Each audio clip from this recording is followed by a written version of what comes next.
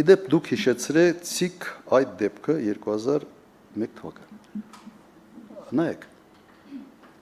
դուք գիտեք, որտեղ եմ ես եղել, երբ այդ դեպքը կատարվել է։ Ես որտեղ եմ եղել։ Ես մեր տունն եմ եղել։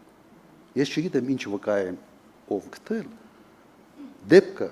կատարվել է այդ սրճարանը լքելուց մոտ 40 րոպե հետո, 35-ից 40։ Դա քրեական գործում է։ Եվ ըստ էության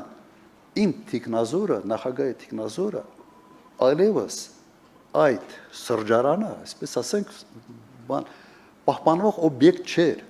Ես այնտեղ չէի։ Ես դեպքի մասին իմացել եմ առավոտյան։ Առավոտյան են ինձ զեկուցել։ Պրիվետ Ռոբ արտահայտությունը ես չեմ էլ լսել։ Ես չեմ լսել։ Խոսքը նրա մասին էր հետագայում ինձ իհարկե զեկուցել են, որ ինչ-որ մի քիչ քեֆ ավելի լավ վիճակում, ինչ-որ վիճաբանություն ա եղել թիկնազորի մեկի հետ։ Մեկի հիմա չեմ էլ ուզում այդ անունները տալ։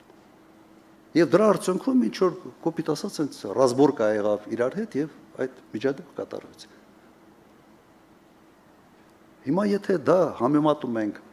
այդ Շարասյան հղի կնոջ